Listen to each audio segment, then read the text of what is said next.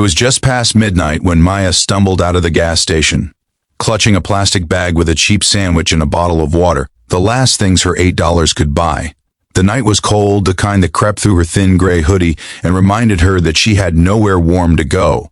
Her car had broken down 3 days ago. Her phone was barely charged, and she had just lost her part-time diner job because she couldn't make it to work on time. Life had been cruel lately, brutally unfair, and she was on the edge of giving up. But fate had one more twist waiting for her. Right there under the flickering fluorescent lights of that lonely gas station parking lot. Before we dive deeper, if you believe in kindness, second chances, and the power of doing good even when life tests you, please take a second to like, comment, share, and subscribe. This story might remind you why small acts of compassion can change everything. As Maya zipped up her hoodie and prepared to start walking toward the small motel where she'd been staying, she heard the low, choking sound of an engine failing. She turned to see a large man, maybe in his late 50s, leaning against a black motorcycle. He wore a worn leather vest with patches that read Hell's Angels. His face was pale, lined with exhaustion, and there was something wrong. His breathing was shallow, and his hand clutched his chest. For a split second, fear flashed through Maya's mind. Every warning she'd ever heard about staying away from bikers, about not getting involved, screamed at her to keep walking. But there was something about the man's eyes, the pain, the helplessness, that stopped her. She hurried over. "Sir, are you okay?" she asked softly.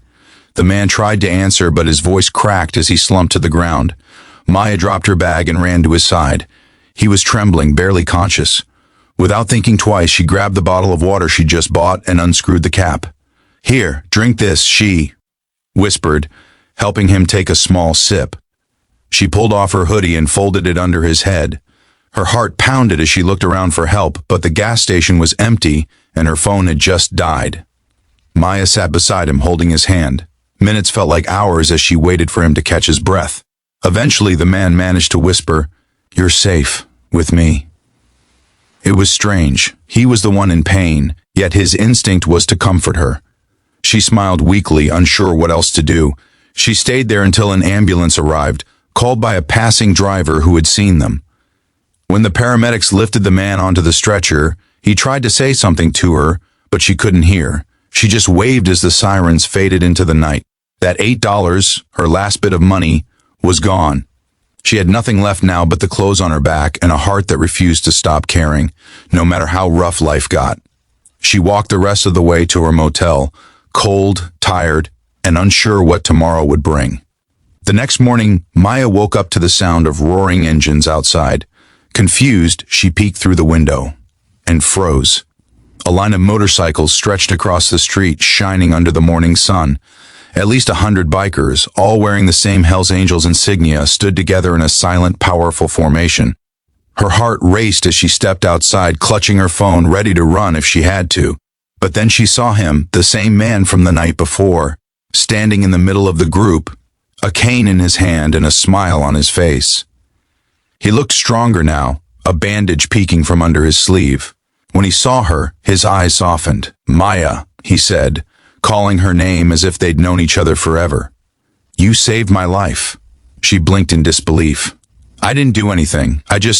You did more than anyone else would have done," he interrupted. "You stayed when you could have walked away. You gave when you had nothing to give. That means something." Then, he turned to the crowd of bikers and nodded. The engines revved for a few seconds, echoing through the entire block, and then the group parted to reveal a shiny blue car, brand new, with a bow on the hood. Maya's breath caught. The man handed her a small envelope. Inside was a set of keys, a gas card, and a note that read, "For the girl who gave her last dollar to help a stranger. You reminded us what family really means." Tears welled up in Maya's eyes. "I can't accept this," she whispered, her voice breaking. But the man placed a hand on her shoulder and said, "You already have. This isn't charity, it's gratitude. You reminded us that kindness still exists, and that's something the world needs more of." The bikers cheered, clapping and revving their engines again as Maya stood there speechless. For the first time in months, she felt seen. She felt valued. She wasn't just the girl barely surviving. She was the girl who made a difference. The sound of motorcycles faded as the group rode off, leaving her with her new car, her note, and a heart so full it hurt. Later that evening, Maya sat behind the wheel, staring at the setting sun. The envelope had one more thing inside, a folded photograph of the biker and his late daughter. On the back it read, "She was your age when I lost her. You gave me a second chance to see hope again." Maya broke down, sobbing in silence. Her life had been hanging by a thread, but that one act of compassion, that single choice to help instead of walk away, had changed everything. She realized that kindness didn't need to be grand or perfect, it just needed to be real. If this story touched your heart, please don't forget to like, share, and subscribe. Your support helps us share more stories that remind the world how powerful empathy can be. Before you go, comment below, would you have stopped to help if you were in Maya's place? That night, as Maya drove her new car toward the horizon, the wind carried away the last traces of her doubt. The road ahead was still uncertain, but now she had something stronger than money. She had faith. Faith that even in the darkest nights, light can come from the most unexpected places, sometimes from a stranger, sometimes from yourself. And that's the magic of kindness. It never truly disappears, it always finds its way back.